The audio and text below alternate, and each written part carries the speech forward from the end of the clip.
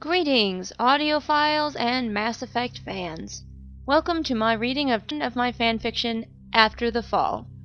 This is a Mass Effect fanfiction, and as such, most of the characters and the universe belong to BioWare/EA Games. No copyright infringement is intended.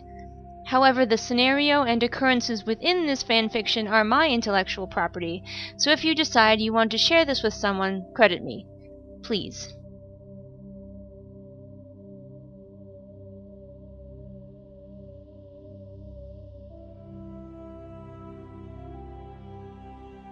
Part 17.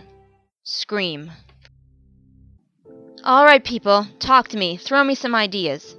Shepard paced, her well-muscled arms crossed over her chest. She could feel her own heart thudding against her forearm, and it was all she could do to keep herself under control. Faces kept flashing in her vision. Casualties of the Reaper War. Casualties of her mistakes. Her skin vibrated with angry energy like bees walking all over her. One wrong move and they'd all sting, killing her outright. The rest of the crew was there in the briefing room as well. Only Joker sat. Everyone else ignored the chairs, pacing, sometimes bumping into one another. Their faces were tense. Some still wore their pajamas. Liara was not there in person, but her tired face was visible on a small screen in the middle of the oval table. She was monitoring the transmission from the Elusive Man's base. So the Reapers are alive and well in the rest of the galaxy? Vega asked for the third time. No one seemed able to wrap their heads around it. The homeworlds they had thought they were protecting, now conquered by the Reapers. Tali was crying quietly.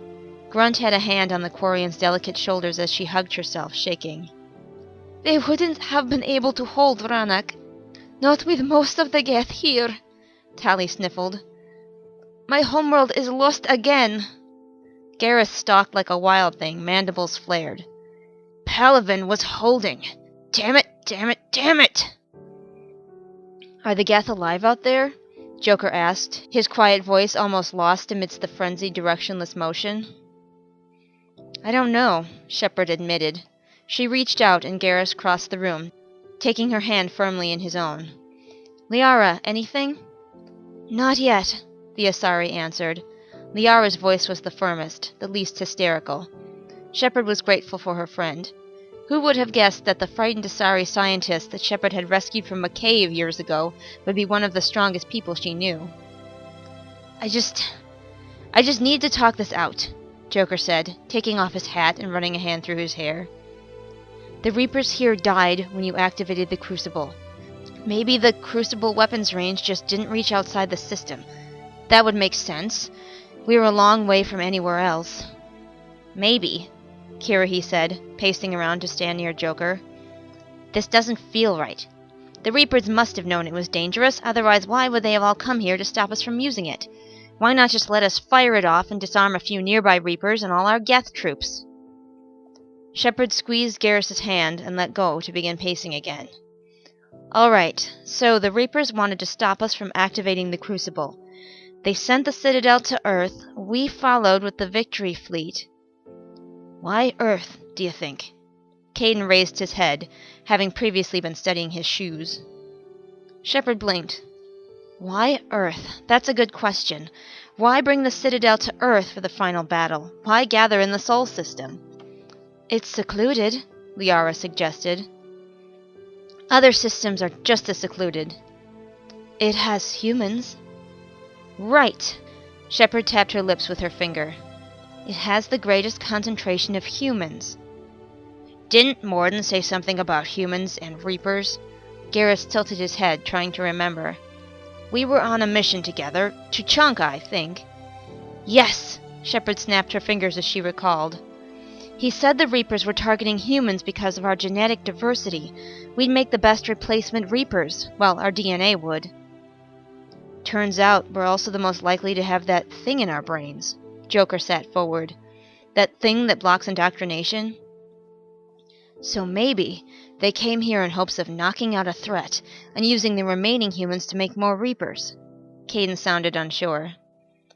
But why bring the Crucible here when they knew it would kill them? Liara asked from the screen. Maybe it didn't kill them. Tali straightened up, her voice less tearful. Remember, Shepard, how I showed you that we were monitoring the Crucible's power output when you fired it? Yes, and you said it didn't seem like it fired. Not really. Oh shit. Joker exhaled. Silence reigned for a moment. Everyone had stopped moving. They stared at one another, eyes wide with realization. The only sound was the hum of the Normandy's engines. Garrus broke the silence. They aren't dead. It wasn't a question. His voice was barely above a whisper, but everyone heard. No one breathed. Oh shit. Oh shit! Joker exclaimed, tossing his hat on the floor. We got played, didn't we? Shepard's heart did a complicated little dance in her chest. She'd been conned, taken for a fool, doomed thousands of people for less reason than before. She'd screwed them all by being such an idiot. Her knees wanted to buckle, but she wouldn't let them. Her hands balled into fists. If there was one thing she hated, it was being tricked. Bile burned up through her veins. Alert the flotilla and the fleet. I'll contact the Alliance myself. Someone get Stone on the comm with his people. Grunt, inform the Krogan. This ain't over, she roared. Everyone moved at once, and there was a bit of a traffic jam at the door. Shepard felt someone grab her hips and pull her gently back. Her first instinct was to fight, but she forced it down, turning to see her mate holding her. His small eyes were shining in the dim light of the briefing room. Gently he reached down and cupped her jaw in one hand. They didn't need words. 100 thoughts passed between them without either opening their mouth. I'm so sorry about Palavin. Don't blame yourself for this. I'm sure your father and sister are all right. We will solve this. You will. We believe in you. What would I do without you? Their lips met. His arms around her waist, pulling her on tiptoe. Her hands reached up for his face, fingertips caressing every scar, every line, memorizing the contours of his features. The kiss was desperate, as though without it they each might die, as though they could only breathe if their mouths were touching. And then it ended, and she slipped her hand back into his, walking together out into the ship. Shepard pulled on her helmet, hearing the familiar hiss as it sealed, locking in her air. HUD, activate! She barked, and a small screen blinked to life in front of her right eye. She glanced around the armory. Garrus, Tally, Grunt, and Kirahi were all suited up. She had ordered that everyone get some rest before this mission, but she suspected that they had been as unable to sleep as she had. Chakwas, have you got the data back yet? Shepard addressed her voice towards the room in general, knowing the comlink was open to the medbay. In progress, Commander. Stone, Cadell, and I are working overtime. Looking for a tiny brain defect and thousands of scans is no easy task. Didn't we make a program to help you with that? Tally asked as she snapped her shotgun into place above her tailbone. We're a bit pressed for time at the moment. We didn't know there would be such a rush. The program can't handle the load. Cadell's voice was the one that answered. He sounded a little breathless.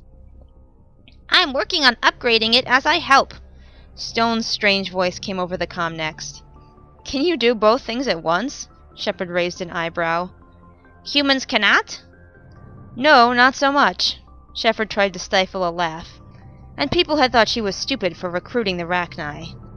Well, keep the reports going out. The more people we know who can safely enter Reaper ships, the better. Indeed, Commander. Medbay out. Are you ready? She asked her team.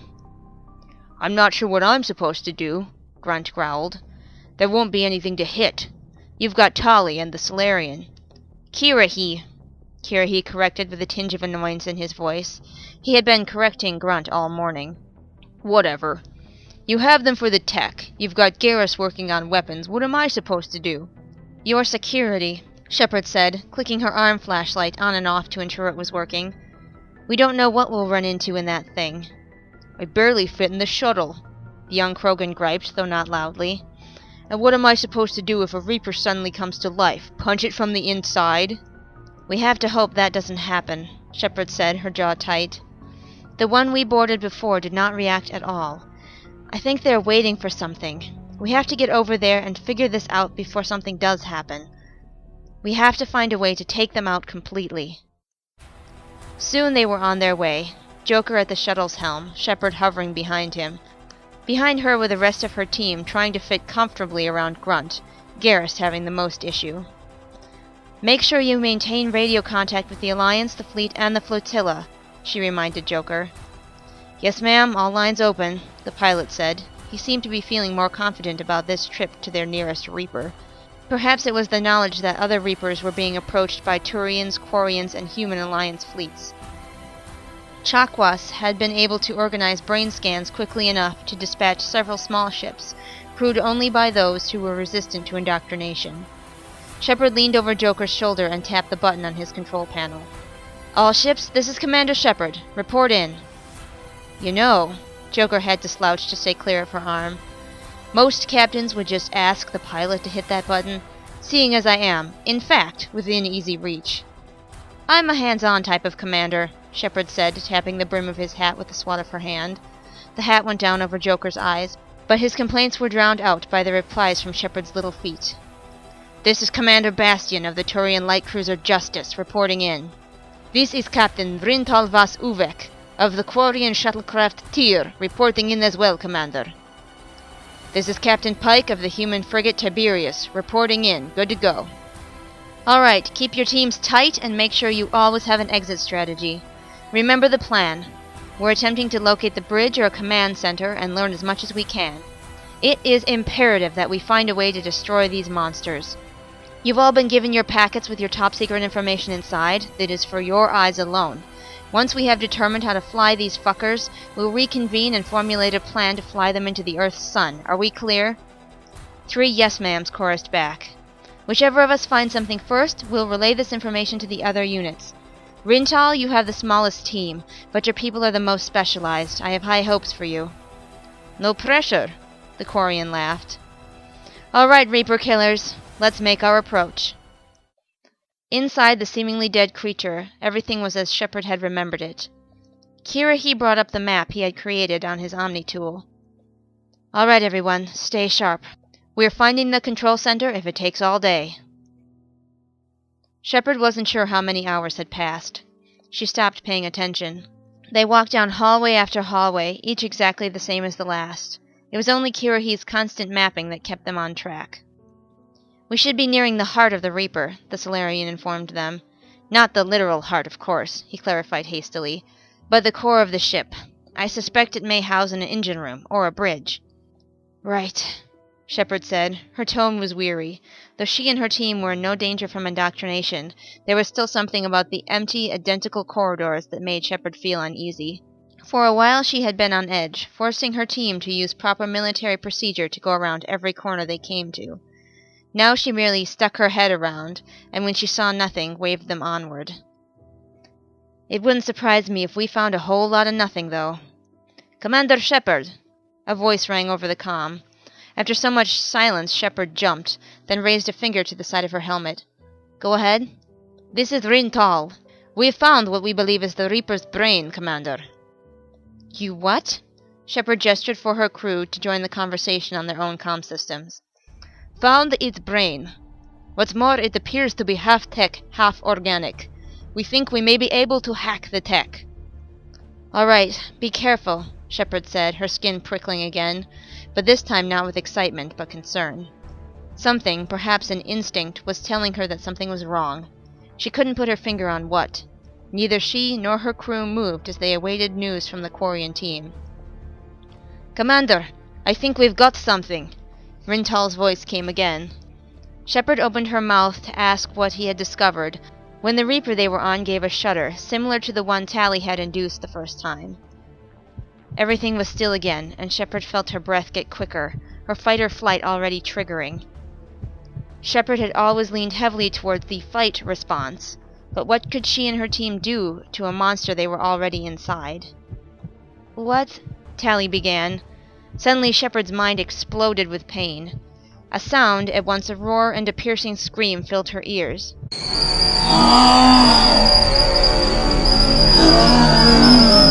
Was it her ears? Her hand fumbled with the dial on the side of her helmet, closing off external sound, but still the noise persisted, boring into her brain like a drill into a tooth. It was all she could do not to add her own scream to the mix. She distantly heard the gasping yell of Rintal over the comm. She managed to raise her head. Her eyes watered and she had to force them to remain open. Tally was on the ground. Garrus and Kirahi were doubled over, clutching their heads. Grunt seemed completely dazed, eyes wide and staring. It took Shepard a moment to realize that her helmet was still soundproof. She switched it back, hearing her team's yells of surprise and agony. The Reaper shuddered again. "Get out!" she shouted, trying to focus. "We need to get out!" She was shouting over the noise in her own head, with no idea what her vocal volume needed to be. Her team didn't move. She focused her mind as best she could. Staggering, she reached Kirrahe and grabbed his thin upper arm. "Major, the map! Guide us out of here!" It took Kirrahe a moment to respond, but soon his Omni-tool glowed on his arm, the orange light seeming too bright in Shepard's streaming eyes. She moved to Garrus, grasping her lover's hand. "We have to move! Follow Kirrahe!" she shouted. Then she turned and grabbed Grunt's armor, giving him a shake. "Grunt, you need to carry Tali!" Grunt seemed to snap out of his trance more quickly than the other two. Striding over to the fallen quarian, he scooped her into his arms. Shepard called into her comm then. "Can anyone out there hear me?" "Commander?"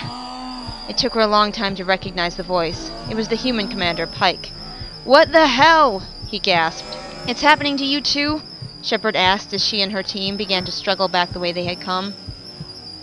"The noise! It won't stop!" yelled the Turian commander in Shepard's ear. "Get out!" she instructed them, though she guessed they were already likely doing just that. Kirrahe stumbled against her, and she instinctively pulled the Solarian's arm over her shoulder before he could fall. She almost tripped over her own feet as the wailing roar in her mind went on and on. It never stopped for breath, never wavered in pitch or intensity, just drove itself deeper and deeper into her brain. She chewed fiercely on her lip, fighting agony and nausea. "Joker?" she questioned next. "Here," came the pilot's weak reply. "Joker, you hang on, we're coming," she shouted. It seemed to take them forever to reach the shuttle. By that time, Kirrahe was barely able to walk, and Grunt had almost dropped Tali. He was now leaning against Garrus, and the two were supporting one another along.